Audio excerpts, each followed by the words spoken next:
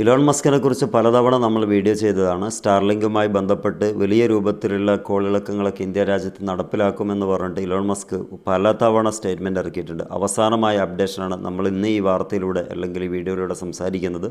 Open എഐക്ക് പിന്നാലെ തന്നെ ഡൽഹിയിൽ ഓഫീസ് തുറക്കാനുള്ള ഒരു വലിയ വേഗതയേറിയ പരിശ്രമത്തിൻ്റെ ഭാഗമായിട്ടാണ് ഇപ്പോൾ സ്റ്റാർലിങ്കിൻ്റെ ഒരു വാർത്ത പുറത്തേക്ക് വന്നിട്ടുള്ളത്. ഉപഗ്രഹ ഇൻ്റർനെറ്റ് സേവനങ്ങൾക്ക് തുടക്കം കുറിക്കുന്നതിൻ്റെ മുന്നോടിയായിട്ടാണ് ഡൽഹിയിൽ ഓഫീസ് തുറക്കാൻ ഇലോൺ മസ്കിൻ്റെ സ്റ്റാർലിങ്ക് നൗറോളജി നഗറിലുള്ള വേൾഡ് ട്രേഡ് സെൻറ്ററിൽ ഒരു ഓഫീസ് തുടങ്ങാൻ വേണ്ടി പദ്ധതിയിട്ടിരിക്കുന്നത്. അതേപോലെ തന്നെ ഈ ഒരു വിവരം ടൈംസ് അഥവാ എക്കണോമിക് ടൈംസാണ് ഈ റിപ്പോർട്ട് ചെയ്തിരിക്കുന്നത്. അമേരിക്ക ആസ്ഥാനമായ ഓപ്പൺ എഐ ഇതേ കോംപ്ലക്സിൽ ആദ്യത്തെ ഇന്ത്യൻ ഓഫീസ് തുറക്കുന്നതിനുള്ള ഒരുക്കങ്ങളും പൂർത്തിയായിട്ട് വരുന്നുണ്ട്. അതുപോലെ ഈ ഒരു സംഭവം വളരെ പെട്ടെന്ന് ഇൻ്റർനെറ്റ് സംവിധാനങ്ങളൊക്കെ ആക്സസ് ചെയ്യാൻ പറ്റുമെന്നൊക്കെ പറഞ്ഞിട്ടാണ് വന്നതെങ്കിൽ പോലും അതിൻ്റെ വില ഓരോ ആളുകളും കണ്ട് ഞെട്ടിപ്പോയ സമയം നമുക്ക് ഓർമ്മയുണ്ട്. 38,000, 42,000, 68,000.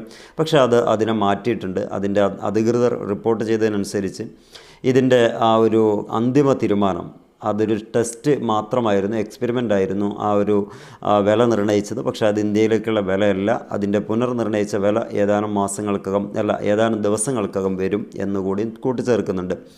ഈ വർഷം ഇന്ത്യയിൽ അത് തുടക്കം കുറിക്കുമോ എന്ന ചോദ്യത്തിന് അദ്ദേഹം പറയുന്നത് ജനുവരി മാസം ഫസ്റ്റ് വീക്ക് അല്ലെങ്കിൽ സെക്കൻഡ് വീക്കോടുകൂടി ഓൾറെഡി അതിൻ്റെ പ്രവർത്തനക്ഷമത ആരംഭിക്കുമെന്നാണ്. അഥവാ നമ്മളെ മനസ്സിൽ കരുതാൻ പറ്റുന്നത് കേരളത്തിൽ ഉൾപ്പെടെയുള്ള മേഖലകളിലെത്താൻ 2-3 അഥവാ മാർച്ച് മാസത്തോടുകൂടെ നമുക്ക് നമ്മുടെ കേരളത്തിൽ ഉൾപ്പെടെ സ്റ്റാർലിങ്കിൻ്റെ സാറ്റലൈറ്റ് സംവിധാനങ്ങൾ ഉപയോഗിച്ച് ഇൻ്റർനെറ്റ് ഉപയോഗിക്കാൻ കഴിയുമെന്നാണ്.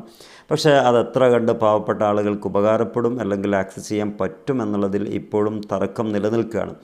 അതിന് അന്തിമ തീരുമാനം വരണമെങ്കിൽ അവരുടെ ആ ഒരു സ്ട്രക്ചർ എത്രയൊക്കെയാണ് വില എന്നുള്ളത്, ഏതൊക്കെ റേറ്റ് എങ്ങനെയൊക്കെയാണെന്നുള്ളത് കൃത്യമായി അപ്ഡേറ്റ് ചെയ്യുന്നത് വരെ ആ ഒരു ചോദ്യത്തിന് ഉത്തരം കിട്ടുകയില്ല എന്നുള്ള മറ്റൊരു വസ്തുത ഉണ്ട്. വന്നാൽ ഹൈ സ്പീഡ് ഇൻ്റർനെറ്റ് ഉപയോഗിക്കാനുള്ള സാധ്യത തെളിയുമെന്നതിൽ തർക്കമില്ല. എത്ര രൂപ ഉണ്ടാകുമെന്നുള്ളതാണ് പല ദിക്കുകളിലും പല ആർട്ടിക്കിളിലും പറയുന്നത്. 6,000-ൻ്റെ താഴെ വരാനാണ് സാധ്യത. 6,000-ൻ്റെ മുകളിൽ പോയാൽ കേരളക്കാരുൾപ്പെടെയുള്ളവർ റിജക്റ്റ് ചെയ്യാൻ സാധ്യതയുണ്ട്. അത്ര ചീപ്പ് റേറ്റിനോടെ ഇൻ്റർനെറ്റ് സംവിധാനങ്ങളൊക്കെ ഉള്ളതുകൊണ്ട് അത്ര മുകളിലോട്ട് പോകാനും അങ്ങനെ റേറ്റ് നിശ്ചയിക്കാനും സാധ്യതയില്ല എന്നുള്ളതാണ്. പ്രേക്ഷകരുടെ അഭിപ്രായത്തിൽ എത്ര രൂപയായിരിക്കും അവരുടെ ആ ലോഞ്ചിങ് ടൈമിന് ഇവരുടെ ആ ഒരു ഇൻ്റർനെറ്റ് ആക്സസിന് വേണ്ടിയിട്ട് അവർ നിശ്ചയിക്കുന്ന വില എന്ന് കമൻറ്റ് ചെയ്യുക. മറ്റൊരു വീഡിയോയിൽ കാണാം. Wish you all the best. Good bye.